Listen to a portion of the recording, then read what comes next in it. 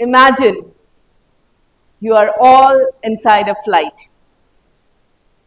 The wheels just touch the runway, the seat belt goes off, and we see that people rush to go off the aircraft as if they are getting an iPhone outside. But not me. I always love to stay back and I watch everyone getting off the plane because I have a secret hobby. I love to steal. I love to steal a glimpse of the cockpit. I love to steal the feelings and the world inside a cockpit. One day, I was flying back from Serbia. As usual, I peeped in and I came face to face with a lady, petite, strong, very confident, wearing a white shirt with stripes on her shoulders. I looked at her and I said, wait, this lady was flying the plane? What happened to the big voice, mustache and the 6-foot frame? I laughed and then I paused. Because the initial question was not the true one, that how could she become a pilot? The real question was, why did I believe I couldn't? Ladies and gentlemen present here, did you ever have a dream which just disappeared like a mist? I grew up in Kolkata, in West Bengal, where planes never landed in my neighborhood. It flew over it. And whenever I have seen a plane going by, I used to rush out, wave at it, and used to tell myself, one day, someday, I want to fly. This dream of mine was not a random one because India's first commercial pilot, Captain Durba Banerjee, she used to live right across my street. And I have seen her getting picked up in cars. And my father used to tell me, she can fly big planes, Boeing 737.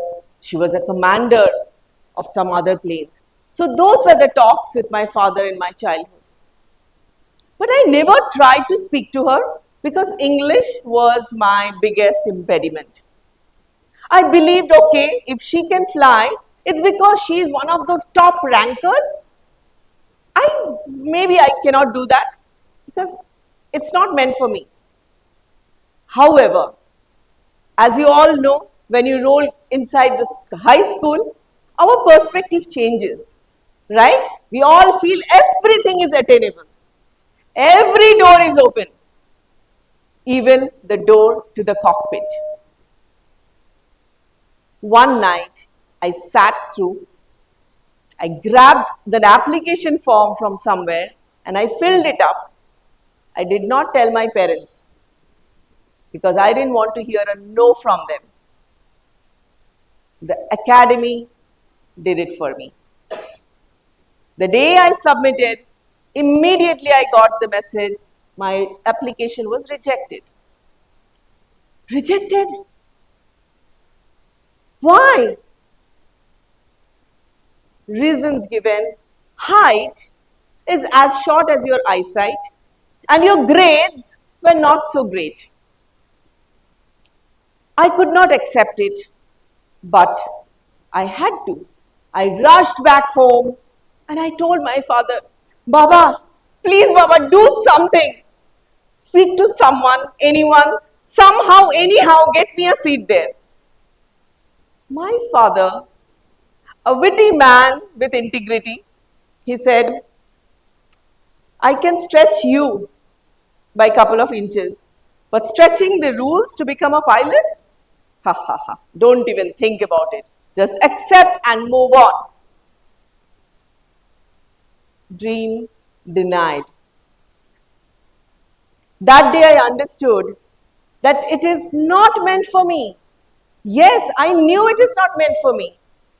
A person who could not crack physics, who froze with English, and who thought Ohm's law is some kind of religious mantra, how can that person be a pilot? I gave up and I understood that assumption is a dangerous co-pilot. It's to all of you, I repeat, assumptions could be a dangerous co-pilot. Ask. Ask questions because that can open doors. Ask questions because it's easier than assumption. Ask a question, if I had, that can I still fly, could have changed my life forever. Like that day, like any teenagers would do, I did the same. I gave up the thought of becoming a pilot. I picked up a bike, wearing red lipstick, ripped jeans, bandana, riding with boys on bikes. Wow, life was so cool. During one such ride of a lifetime, I met Brandon, a big man on a big Enfield, and he had even bigger love for aviation. Wow, what a combination! Our life just moved on. We started talking about the latest advancement in the technology of aviation. We started speaking about aircrafts, jet engines. We started wearing similar jackets. One day, my mom saw me. My mom saw me and him in his bike. She did not see a ride. She saw my life's weirdest choices on two wheels. And she told me, you have two choices. Either you think about your dream, leave him, or leave home. I packed my dreams and I left home. And life moved on with excitement. We married. We spent our honeymoon in coffee shops around airports. Our room walls were all adorned with picture of Tom Cruise, F-16, F-14, Mirage. Life was just like a movie out of a aviation war movie set. And then motherhood kicked in. I was always sure I'm the perfect one, but somewhere or the other life always proved me that you are a failure. I had two daughters and a diagnosis. My second daughter was born with lots of extras. She had an extra chromosome in all her cells, which is called trisomy 21 or Down syndrome. The day she was born, I still remember the entire floor either had pink or blue balloons in their rooms. My room had no balloons, only silence, fear, and tears. I knew this is not the life I wanted. This is not the child I want. So you can keep it if you want. I called the nurse and I told her, Susan, can you just keep her outside? Nurse Susan walked in and told me, what are you saying? She's your child. She's an angel. Go through it. You will grow through it. And I did. That day onward, reading about how jets can turn mid-air changed to reading about therapies, diets, medicines, miracles, everything related to her. My time, my day and night was just spent so that she could stand up and speak. Her fight for survival became my flight path. I'm happy to say she's 12 years old now. She can skate, she can swim, she speaks, and she's the one who's given me the voice to speak. But deep down I knew that dream of flying above the clouds is no more going to happen. Can you all think of one dream of yours which you feel cannot happen to you because of your day-to-day commitments? Then one night I was thinking, what is left in life? My children are complicated. My dreams are shattered. Is this why my mom had told me you're going to ruin your life? Occasionally, while flying through airports and again stealing the cockpit, the dream that I had abandoned used to come back and give me a pain. Until one day, I met that pilot in the aircraft. The petite pilot who looked at me and I was shocked. I looked at her and I said, if she can fly, can I still try? Have the rules changed? I started asking a lot of questions. Or did I give up too easily? I researched, and this time I stormed the internet. I stormed my relatives, friends, pilots. I started asking questions. Enough of assuming. I started asking questions, and research unveiled that there were flight schools in UAE where I live, 120 kilometers away from Dubai. 120 kilometers away? I researched what are the requirements. Yes, they have flexible courses. But I'm not 15 going on 16.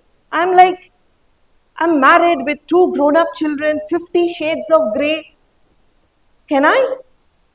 When those thoughts were again knocking me down, the dream of flying above the clouds catapulted me forward. This time I prepared. I prepared for stamina, I prepared for funds. I told Brandon to take care of the kids and he said, you go ahead, I will be there for you. Started the course again. I sent my application form. I was sure it is not going to go through because of health reason, age reason and eyesight. However, I managed to clear the class 2 medical test for private pilot's license.